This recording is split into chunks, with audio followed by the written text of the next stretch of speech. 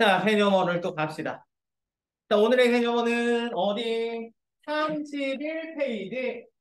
31페이지 보시면 돼요. 31페이지 뭐가 있나요? 인물의 유형합니다, 오늘. 자, 근데 인물의 유형을 하기 위해서 먼저 지난주에도 얘기했는데 다시 한번 좀 디테일하게 얘기해 볼게요. 자, 소설 문학을 읽는 방법. 소설 문학은 어떻게 읽어야 되나요? 어떻게 읽으라고 했죠? 자, 소설 구성에 살려서 인물, 사건, 배경을 맞춰서 읽으시는 거예요. 인물, 사건, 배경을 찾으시면서 그리고 여기에서 포인트를 잡으시면서 자 일단 인물이에요. 인물은 어떻게 하라고요? 무조건 동글뱅이 치면서 읽습니다. 인물은 동그라미. 자 그래서 특히 인물을 읽으실 때 뭐를 찾아야 돼요? 나를 찾는 게 되게 중요해요. 나. 왜 그래요? 지난주에 했네. 그치? 나가 있느냐 없느냐 거기에 따라서 시점이 달라지니까. 그러니까 소설 읽으실 때는 무조건 시점 파악하셔야 돼요. 자, 전지적이냐, 3인칭 관찰자냐, 1인칭 주인공 관찰자냐 체크하면서 보셔야 돼요. 자, 그리고 인물 체크했죠? 그 다음에 인물에 대한 설명이 나와요. 혹은 그 인물에 따른 정서가 나와요. 그러면 인물하고 연결해서 이렇게 밑줄 쳐주세요. 인물이 또 나오면, 또 나오면 또 표시, 또 동그라미. 또 설명이 나오면 또 설명. 이렇게 연결해서 이렇게 표시해 두세요. 연결해서. 자, 이게 되게 중요한 작업입니다. 자, 그리고 사건이 나와요, 사건. 사건은 다시 말해서 뭐란 이야기요? 갈등이라는 이야기다. 자, 갈등. 갈등이 나오잖아요? 그러면 무조건 뭐 하셔야 되는지 알아? 원인을 파악하세요. 갈등의 원인은 자, 줄거리에서 갈등의 원인이 나오는데 무조건 체크. 자, 원인 되게 중요합니다. 자, 그리고 내적 갈등인지 외적 갈등인지 판단하셔야 돼요. 자, 내적 갈등 뭐 하는 거야? 자기 혼자 짜장면을 먹을까? 짬뽕을 먹을까? 우리의 선택은 짬짜면을 먹죠. 뭔지 알겠어요? 네. 아니면 볶음밥을 먹어도 돼요. 네, 짜장면, 짬뽕을 다 먹을 수 있으니까. 네. 근데 짬짜면이라는 선택지가 있잖아. 자, 그게 바로 뭐예요? 내적 갈등. 자, 외적 갈등은 뭐예요? 외부의 대상과 갈등을 하는 거잖아. 그러니까 이 외적 갈등은요, 다른 것도 있어. 자, 사람과 사람끼리 갈등할 때 외적 갈등이라고도 해요. 근데 다른 것도 외적 갈등이야. 사람과 사회와 갈등이. 사회의 이념과 사회의 통념과. 그래서 공산주의, 민주주의 이렇게 큰 것도 될 수 있지만 아주 작은 것도 될 수 있어요. 어떤 소시민성 이런 것에 대한 아니면 비도덕한 사회에 대한 갈등 이런 거 할 수 있죠. 그래서 사회와 갈등 또 이런 것도 외적 갈등이에요. 자연과 갈등 이런 소설은 여러분 어렸을 때 읽어봤을걸요? 노인과 바다 읽어봤나요? 안 읽어봤나요? 안 읽어봤어요? 내용도 몰라요? 아 진짜요? 안타깝네요. 어디서 이제 말하잖아요. 저걸 읽어봤다고 해요. 알겠어요? 네, 끄덕끄덕해요. 여기서 딱 한마디만 하면 돼. 외워. 이런 건 외우시면 돼. 노인과 바다 나오면 그거 참치 잡는 이야기? 이렇게 하면 끝나요. 그러면 읽어봤구나 이렇게 생각해요. 그래서 큰 물고기 잡는 얘기거든요. 그게 황새치예요. 근데 황새치가 결국 참치거든. 네. 통조림으로 들어가거든요. 그래갖고 아주 사투 끝에 황새치를 잡아요. 그리고 나서 뿌듯한 마음으로 이제 그 배가 작은 배라. 그래서 다 실을 수 없어서 옆에다가 싣고 와요. 싣고 와서 이제 자랑하려고 딱 봤는데 어떻게 됐어요? 상어가 다 뜯어먹었어. 아이고. 그래서 안타까운 자연과의 그래서 뭐 국내 소설은 뭐 사촌 이런 거 있거든요. 그래서 가문과의 갈등 뭐 이런 것들이 있는데 자 그리고 그것뿐 아니라 자신의 운명과의 갈등 이런 게 외적 갈등. 그래서 주어진 운명에 거부하려는 운명에서 벗어나려는 이런 갈등. 자, 그래서 기본적으로, 자, 내적 갈등은 자기 혼자 갈등하는 거죠. 자, 외적 갈등, 내적 갈등이 나오면 포인트가 뭐냐면요. 앞에서 설명하고 정서 체크했잖아요. 자, 그러면 이게 포인트. 그 인물의 내적 갈등을 일으키는 인물의 정서 변화를 추적하세요. 왜냐하면 이거를 주로 물어봐요. 문제에서. 물어볼 수밖에 없어요. 상황에 따른, 시간에 따른 인물의 정서 변화, 정서 변화의 추세를 물어봐요. 100% 나옵니다. 자, 외적 갈등이 나와요. 외적 갈등. 그러면 제일 중요한 건 뭐였어요? 무엇과 갈등하는지, 누구와 갈등하는지, 갈등의 대상을 찾는 게 제일 중요해요. 그래서 갈등의 대상을 찾잖아? 그럼 이렇게 표시해놔, 이렇게. 이렇게 표시. 얘와 얘가 갈등을 일으키고 있다. 자, 그리고 여기다가 이렇게 원인 같은 거 써도 되겠죠? 좋겠죠? 그 다음에 갈등이 등장하잖아요? 외적 갈등이잖아요? 그럼 여기에서 포인트는 뭐냐면 갈등이 해소가 되는지 안 되는지가 제일 중요해요. 이거를 물어봐요. 내적 갈등은 해소보다는 감정선이 어떻게 변하는지가 제일 중요하고요. 외적 갈등은 해소가 되느냐 안 되느냐, 해소가 되면 무엇 때문에 되느냐, 해소가 안 되면 왜 안 되느냐, 그걸 물어봐요. 그게 문제 출제의 포인트예요. 그래서 요거 위주로 체크를 하시는 거예요. 소설을 읽어가면서. 소설은 항상 일부분만 읽거든요. 네. 그러니까 이 안에서 이걸 파악하시면 돼요. 자, 그리고 배경은 사실 배경을 물어보는 문제는 많이 출제가 안 됩니다. 자, 근데 배경은 그냥 이렇게 생각하시면 돼요. 시간적 배경이든 공간적 배경이든 계절적 배경이든 뭐든 간에 배경의 효과는 그냥 둘 중에 하나예요. 첫 번째는 분위기를 형성해요. 자, 인물의 그 사건의 그 상황에 걸맞는 분위기를 형성. 그래서 어떻게 하겠어요? 인물의 정서나 상황을 심화시키는 역할 혹은 보여주는 역할을 한다. 그게 배경의 역할. 자, 그리고 또 하나를 보라고 했잖아요. 그 하나는 뭐냐면 소설은 반영론적 관점으로 볼 수 있어야 돼요. 근데 이 경우는 대부분 보기를 통해서 다 주어집니다. 그러니까 문학 작품은 항상 그 시대, 그 사회를 비추는 거울과 같은 존재예요. 그래서 그 당시의 사회의 모습, 시대의 모습이 수용되어 있기 마련입니다. 그래서 배경을 통해서 그 모습을 암시할 수가 있어요. 그래서 그런 것들은 대부분 보기에서 나오니까 거기에서 체크하시면 됩니다. 자, 그래서 오늘은 가장 주된 것은 바로 뭐냐면 인물에 대한 거예요. 인물. 자, 그래서 인물의 이론에 대한 건데 여기 있는 용어들은 사실은요 그렇게 중요하진 않아요. 무슨 얘기인지 알아요? 이 용어가 직접적으로 시험에 출제는 되지 않습니다. 네, 그런데 여기 있는 용어를 알아두시면 써먹을 수 있어요. 써먹는 걸로 쓰는 거예요. 자, 그래서 일단 인물의 유형으로 가시면 처음에 성격 변화에 따른 인물 유형을 배웠죠. 일단 성격 변화가 되느냐 안 되느냐 이걸로 인물을 나눠요. 성격 변화가 되냐 안 되냐. 성격 변화가 되면 어떤 인물? 입체적 인물. 성격 변화가 안 되면 평면적 인물. 입체와 평면적 인물 이렇게 얘기합니다. 자, 그러니까 평면적 인물은 무슨 얘기예요?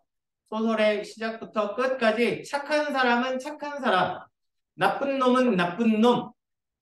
근데 입체는 성격이 중간에 상황과 갈등에 의해 변화하는 인물이죠.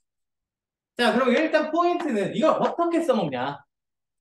자, 평면적인 인물은 주로 어디에? 고전소설에 등장. 고전소설에는요, 입체적인 인물이 거의 등장해요. 평면적인 인물만 등장해요. 자, 그 얘기는 무슨 얘기냐면, 인물의 유형을 되게 쉽게 파악할 수 있어요. 자, 고전소설 딱 읽어가다가 서술자가 인물에 대해서 평가를 해주는데, 인물에 대해서 부정적으로 이야기를 해. 그러면 걔는 그냥 나쁜 놈이에요. 나쁜 놈으로 어디까지? 끝까지. 뭔지 아시겠어요? 그러니까 한 번 나쁜 놈 계속 나쁜 놈이에요. 그러니까 인물이 긍정적으로 서술해요? 그러면 걔는 주인공이야. 왜? 성격 변화가 없으니까. 그래서 그런 방식으로 써먹는 거예요. 그래서 고전 소설에서는 서술자가 어떻게 평가하는지에 따라서 그 인물을 동그라미 세모로 나누면 처음부터 그냥 나누고 들어갈 수 있다. 서술자가 얘를 옹졸하다라고 얘기했어요. 그러면 걔는 그냥 나쁜 거. 얘는 얼굴은 잘생겼고 그 순간 동그라미. 평면적인 인물. 그러면 내 얼굴에 동그라미 쳐야 되는 거 아니야? 자, 그렇게 되고. 그럼 입체적인 인물은 어떻게 써먹냐? 입체적인 인물은 주로 현대소설에 많이 등장합니다. 근데 현대소설에서 꼭 입체적인 인물이 등장하는 건 아니에요. 자, 그런데 입체적인 인물은 성격 변화가 되는 인물이라고 했죠. 자, 그러면 주로 어떤 소설, 현대소설 중에 성장소설류 애들이 입체적인 인물이 많이 등장합니다. 어린 아이였을 때 여러 가지 경험을 통해서 가치관 혹은 생각, 사상의 변화가 있다. 그런 것들이 이제 성장소설, 입체적인 인물이 등장해요. 그러면 봐. 입체적인 인물이 등장한다, 성장소설이다. 그러면 결국 뭐를 물어보겠어? 뭐가 중요하겠죠? 얘가 왜 바뀌냐가 중요하겠죠. 변화되느냐가 중요한 게 아니라 변화되는 원인이 중요한 거죠. 무슨 일 때문에 얘가 어디에서 어떻게 바뀌었느냐를 물어보겠지. 그럼 입체적인 인물이 등장한다, 입체적이라고 해요. 그러면 뭐라고? 원인을 파악하려고 자꾸 노력하셔야 돼요. 그리고 이 원인을 통해서 어떤 효과를 누리고 있는지, 정말 그냥 성장소설인지 아니면 착하고 선량했던 인물이 타락하는 과정을 이야기할 수도 있잖아요. 그러면 그걸 통해서 사회를, 시대를 비판할 수도 있습니다. 이렇게 써먹는 거예요. 뭔지 아시겠어요? 네. 자, 그리고 이제 역할에 따른 인물인데, 자, 역할은 또 뭡니까? 주동인물과 또 반동인물로 나눌 수 있어요.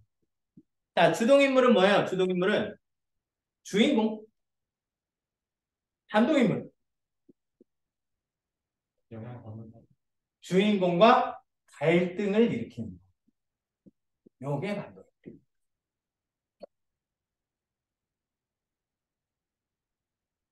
자, 고전 소설에서는 어떻게 하시면 돼? 자, 주동인물과 반동인물은 되게 쉽게 찾을 수 있죠? 얘는 긍정적으로 그리고 얘는 부정적으로 그리고 이거 찾으시면 돼. 이런 거랑 같이 써먹는 거예요. 네. 그래서 항상 주동인물이 사건을 이끌고 나갑니다. 사건의 중심에 서 있어요. 그러니까 얘가 하는 행동, 얘가 하는 말 이런 것들이 주제하고 연결이 돼요.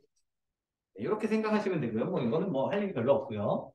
자, 그리고 성격에 따른 인물 유형이 있는데, 자, 성격에 따라서도 또 이제 어떻게 나눠져요? 자, 전형적인 인물과 대성적 인물로 나눠져요. 자, 전형성이라는 게 뭐냐면 인물의 전형성이 어떤 우리가 직업군을 딱 생각하면 그 사람의 성격이나 그 사람의 가치관이 우리가 머릿속에 떠오르지 않나요? 예를 들어 소방관이라고 했어. 그럼 어떤 사람이야? 정의롭고 책임감 넘치고 헌신적이고 이런 사람. 그렇죠? 그게 전형성이에요. 인물의 전형성. 자, 학교 선생님이라고 합니다.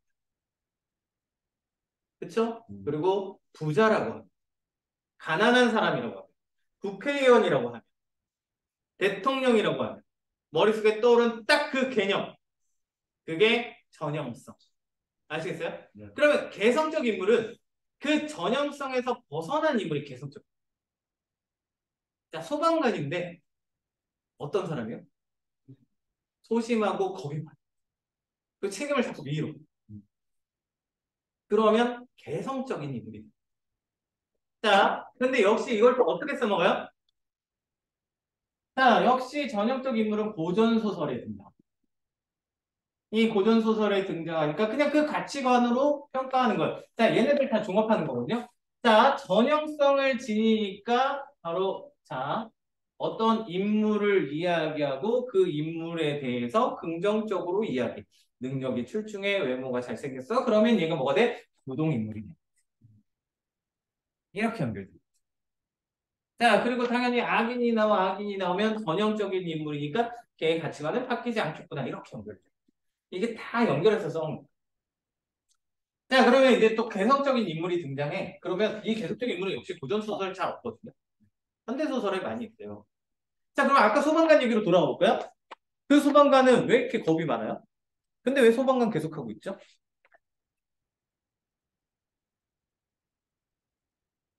엄청 큰 화재에서 친구를 잃은 거야. 그래서 겁이 생겼어. 그러면서 이제 그 겁을 트라우마를 극복하는 과정. 이런 걸 통해서 또 이제 주제를 형성하겠죠.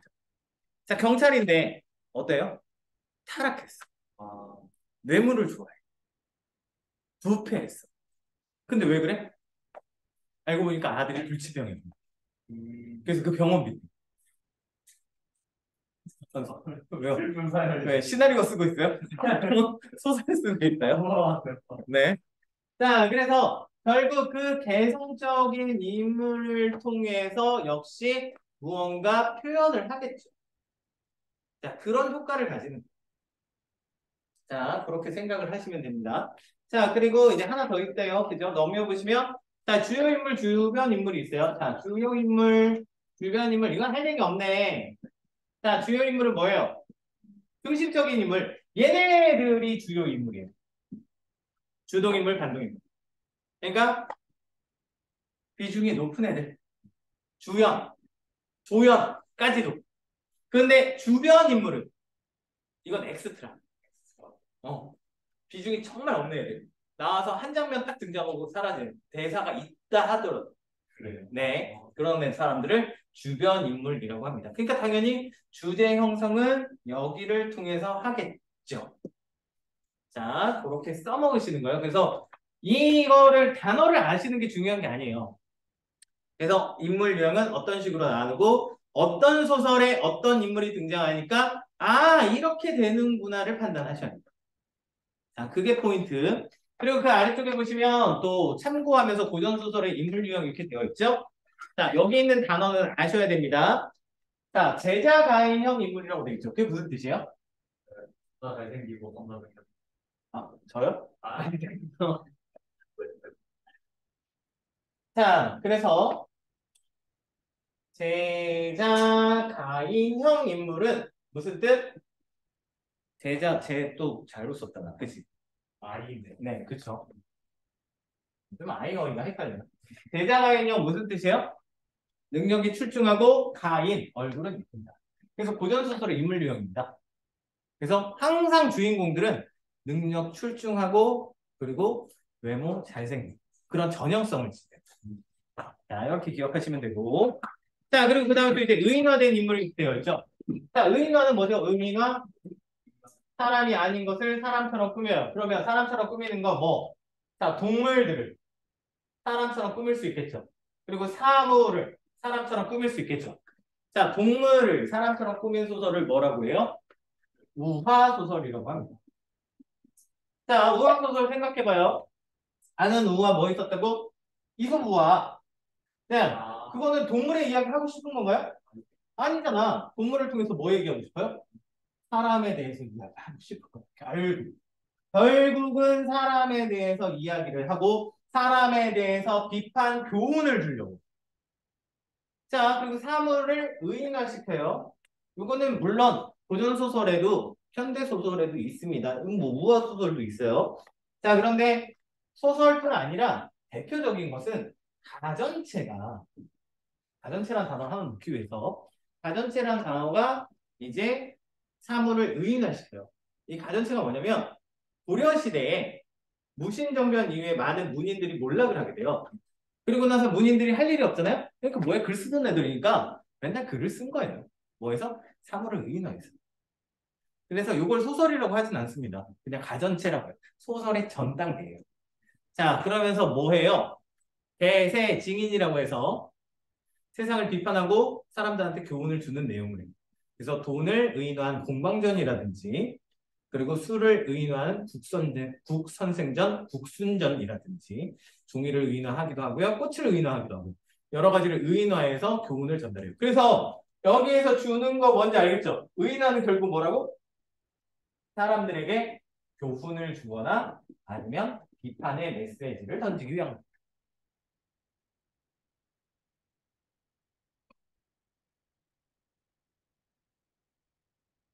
자, 그리고 거기 밑에는 요즘은 중요한 단어가 아니라서 그냥 단어만 합시다. 방자형 인물이라고 하는데 이 방자형 인물은 춘향전에 나오는 이몽룡의 몸종이 방자예요. 그래서 중심 인물은 아닌데 이야기를 이끌어가는 사람을 방자형 인물이에요. 그래서 중심 인물한테 호의성을 가지면서. 근데 요즘은 별로 안 중요해서 안 중요하다는 얘기는 요즘에 시험 문제 안 나온다는 얘기가 있죠. 그래서 그게 중요하진 않습니다. 자, 그리고 그 아래쪽에 보시면 성격과 관련한 선택지 표현 이거 읽어봤는데 다 아시는 단어더라고요. 그렇죠? 우유부단하다 무슨 뜻인지 알아요? 모르시네요. 우유부단하다 결정을 잘 내리지 못한다. 제가 좀 우유부단하거든요. 아까도 얘기했잖아. 짜장면을 먹을지 짬뽕을 먹을지 맨날 고민. 그래서 우리는 항상 뭐라고 해요? 너 뭐 먹을 거야? 먼저 물어보고. 라고 물어보죠. 그쵸? 네.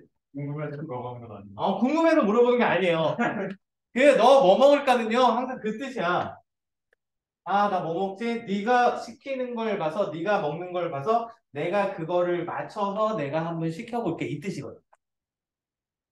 하면 그러면서 나눠 먹나요? 나눠 먹지도 않아.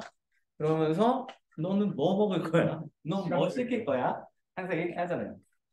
자, 그 다음에 이제 오늘의 가장 중요한 게 이겁니다. 인물의 제시.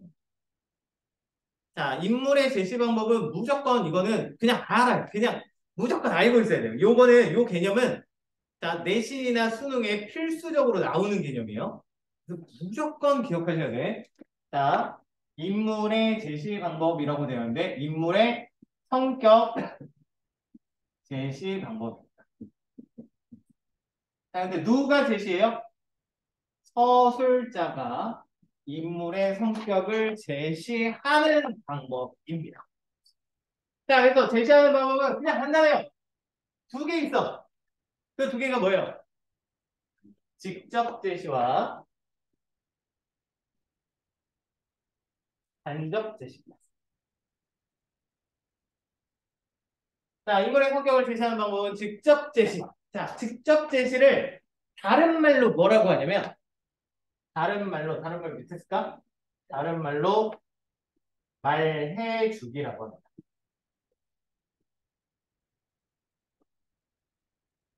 자, 말해주기를 직접 제시라고 하고요. 그리고 간접 제시는 보여주기 기법입니다. 가끔 영어로도 물어보는데 요즘은 또 영어로 안 하는 추세예요. 자, 말해주기는 영어로 telling이라고 합니다.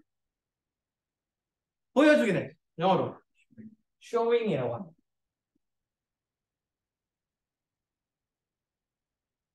자, 그러면 말해주기는 어떻게 하는 걸까요? 인물의 성격을 말해주는 거예요. 누가? 서술자가 꼭 집어서 어떤 성격이라고 얘기를 해주는 거예요. 걔는 착하다, 예쁘다, 선하다, 재수없다, 우유부단하다, 욕심 많다, 얼굴 빠았다. 꼭 집어서 얘기를 해주는 것을 직접 제시라고 합니다. 서술자가 딱 얘기해 준 거예요. 자, 그럼 간접 제시는 어떻게 하는 거예요? 간접적으로 어떻게 드러내요? 묘사. 대화와 행동을 통해서 드러내는 방식. 얘는 서술자가 이야기해줘요. 얘는 서술자가 얘기해주는 게 아니라 거기에 인물들이 주체가 돼요. 이걸 보여주는 거예요. 대화와 행동을 통해서. 뭔지 아시겠어요? 자, 그래서 구분하는 게 제일 중요합니다. 직접 제시와 간접 제시를 구분하는 게 제일 중요해요. 자, 그리고 구분할 수 있으면 그 다음에 중요한 건 얘네들의 효과가 중요해요. 효과. 자, 생각해봐. 서술자가 직접적으로 이야기해줘요. 누구에게? 독자한테 전달을 해줘요. 그쵸? 누구에 대해서? 인물에 대해서. 자, 그러니까 인물과 서술자의 거리는 어때요? 서술자와 인물의 거리가 굉장히 가깝겠죠? 가까운 상태에서 모든 것을 관찰하고 누구에게? 독자한테 다 전달해줘요. 내 친한 친구죠. 고자질하는 내 친한 친구예요. 그죠? 무슨 말인지 알겠어요? 그러니까 이 거리가 되게 가까워져요. 자, 고자질을 맨날 해주는 그 친한 친구와 고자질을 당하는 저 친구 중에 우리는 누구를 가깝게 여겨요? 나한테 얘기해주는 애가 나한테 좋은 애잖아. 자, 나한테 친절하니까 가까워요. 그 대신 이 거리가 멀어져요. 자, 생각해봐. 판단할 여지가 없어요. 왜냐면 서술자가 다 떠서 입에 넣어주는데. 나는 그대로만 판단하면 돼요. 인물이 왜 그런 행동을 하는지, 왜 그런 상황에 빠졌는지 서술자가 얘기 다 해준다니까. 자, 그러다 보면 어떻게 돼요? 이 거리는 가깝죠? 이 거리는 멀어지죠? 멀어지면 어떻게 돼요? 인물에 대해서 감정이입을 하게 되겠나요? 감정이입을 안 하게 됩니다. 서술자가 하는 대로 그냥 받아들여요. 서술자의 시각으로 판단하게 돼요. 자, 그렇다는 얘기는 뭐예요? 결국 공감대가 형성이 되지 않아요. 자, 직접 제시는 그런 효과를 가집니다. 자, 그러면서 이제 동시에 그러면 어떻게 돼? 서술자에 대해서 의지를 굉장히 많이 하게 되겠죠. 많이 해요. 무슨 말인지 알겠어요? 그래서 서술자에게 그게 신뢰성을 갖게 돼요. 서술자의 신뢰성이 높아요. 신뢰도가 높아져. 무슨 말인지 알겠어요? 자, 그럼 가면, 자, 간접 제시로 가요. 그럼 간접 제시로 가면 어떻게 될까요? 자, 서술자는 독자에게 뭐 얘기해 주는 거 있나요? 없어요. 자, 대화 어떤 말을 했고 어떤 행동을 했다. 이렇게 그것만 얘기를 해주는데요. 그러니까 그 결과 어떻게 돼? 친절하지 않아. 그럼 이 거리가 어떻게 돼요? 멀어져요. 그리고 동시에 어떻게 되죠? 이 거리도 멀죠. 그러면 여기가 어떻게 돼요? 여기가 가까워질 수밖에 없어요. 상대적으로. 왜? 내가 직접적으로 판단해 볼 수밖에 없어요. 그러면 어떻게 돼? 인물에 대해서 감정이입이나 공감대 형성을 더 잘할 수 있겠죠. 네, 훨씬 감정이입이 되게 돼요. 무슨 말인지 알겠어요? 그러니까 인물에 대해서 직접 판단하고 판단. 직접 생각하고 판단. 자, 또 다른 것도 생각해 볼까? 자, 서술자가 독자에 대해서 이렇게 다, 아니, 인물에 대해서 다 전달해 주니까. 그럼 독자는 생각해 볼 여지가 없잖아? 그러니까 어떻게 돼요? 독자의 상상력이 제한이 되겠죠. 근데 여기서 어떻게 돼요? 상상력이 어떻게 됩니까? 극대화되겠죠. 더 생각하게 만들어지겠죠. 자, 그리고 인물이 누가 더 생동감 있게 되겠어? 누가 진짜 실존하는 인물처럼 느껴지겠어? 당연히 이거지. 그래서 인물의 생동감이 역시 상승할 수 있겠죠. 이런 효과들이 많아요. 자, 그러면은 얘는 장점은 없나요? 자, 직접 제시는 이제 또 이제 효과가 있는데, 자, 속도 부분에서 한번 생각해봐요. 자, 서술상의 속도로 생각해볼 때, 직접 제시를 하게 되면 어떻게 될까요? 빨라질까요? 느려질까요? 빨라질 수밖에 없어요. 왜요? 얘는 착하다 한마디면 끝나요. 예쁘다 한마디면 끝나. 그쵸? 근데 여기는 착한 행동들을 쭉 나열해서, 아, 그래, 착하네. 그 예쁜 외모들을 쭉 나열해서, 그걸 예쁘다고 생각하는 사람 쭉 나열해야 되죠. 그러니까 느려지고. 그러니까 여기에서는 압축적으로, 요약적으로 제시를 해버리게 되니까, 어떻게 된다고? 서술 속도가 빨라지는 효과가 있어요. 그러니까 서술 속도가 되게 빠르다.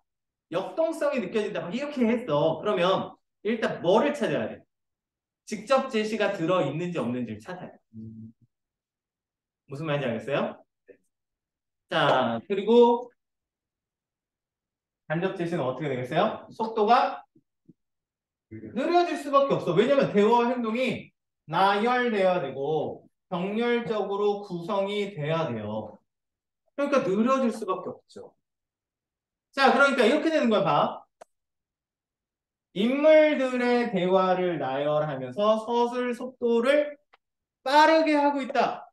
라고 하면 그 선지는 맞을 수가 없는 거고. 뭔지 알겠어요? 자, 그러니까 대화가 있는 순간 속도는 느려질 수밖에 없어요. 행동이 있는 순간 느려질 수밖에 없어요. 자, 속도 개념이 되게 중요해요.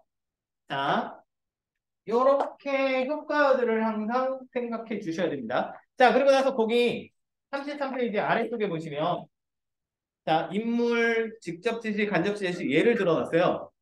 이걸 찾는 게 제일 중요해요. 자, 총구석에선 드문 얼굴이야. 그러니까 직접 지신 거야.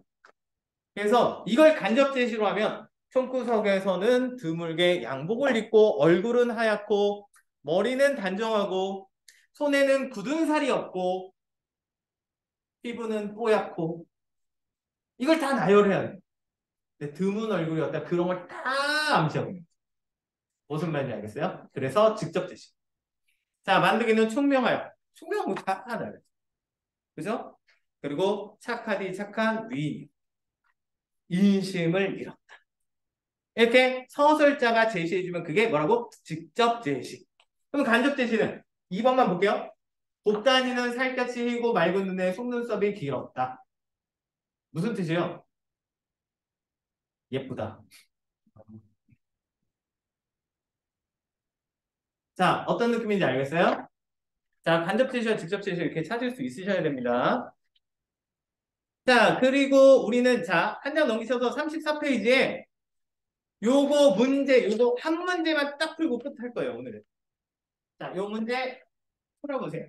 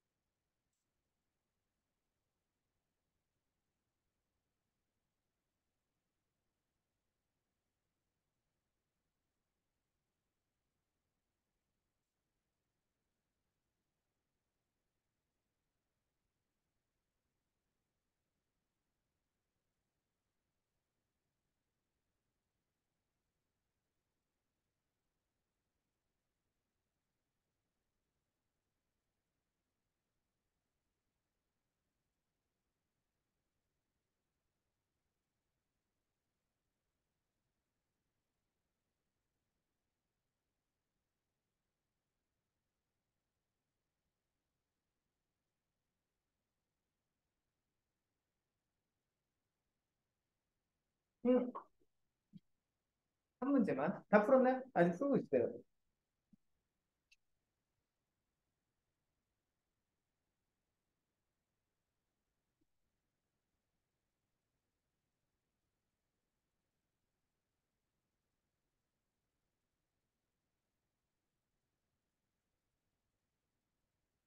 자, 됐네요.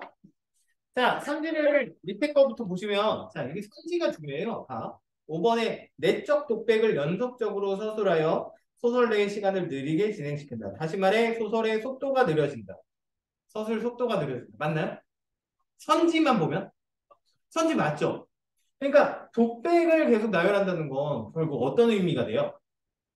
머릿속에 있는 생각을 나열한다고. 머릿속의 생각은 어때요? 되게 빠르죠? 우리는 1초 안에 몇 가지 생각을 해요? 엄청 많이 하잖아. 네. 근데 그거를 일일이 다 나열한다는 이야기는 읽는 속도를 걸리게 만든다는 얘기죠.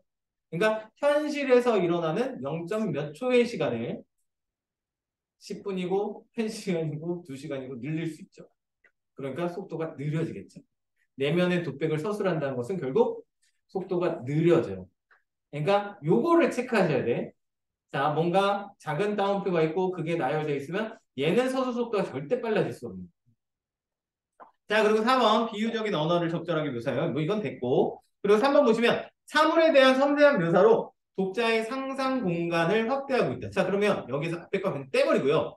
자, 묘사로 독자의 상상 공간을 상상력을 확대할 수 있나요, 없나요?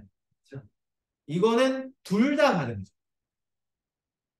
자, 상세한 묘사를 해버려. 인물에 대해서. 그러면 우리는 거기에 대해서 판단을 안 할 수도 있겠죠. 그냥 수동적으로 받아들일 수도 있단 말이에요. 근데 어떤 공간에 대해서 상세한 묘사를 하면 사람인지라 자연스럽게 어떻게 해요? 머릿속에 그 공간을 그려볼 수도 있겠지. 그러면 상상력이 극대화될 수도 있겠죠. 그러니까 항상 뭐가 확실하게 맞는 답인지 생각을 해보셔야 돼요. 이게 국어에서는 절대적이 없어요. 보편적으로 이렇게 맞는 게 맞는 거거든요. 보편적인 걸 판단하셔야 돼. 자, 그리고 2번 상식적 소재는 이건 당연하겠죠. 1번 대화를 통해 인물의 성격을 간접적으로 제시한다. 이거 맞는 얘기죠. 자, 그러면 몇 번이 답이에요? 답은 대화 중심이잖아요. 그리고 직접 제시가 없잖아. 그러니까 1번이죠. 이렇게 풀어주시는 거예요. 맞으셨을 거예요. 자, 그래서 오늘은 여기까지입니다. 근데 오늘 한 거 다 다시 직접 제시, 간접 제시 엄청 중요해요. 꼭 아셔야 돼요. 자, 여기까지입니다.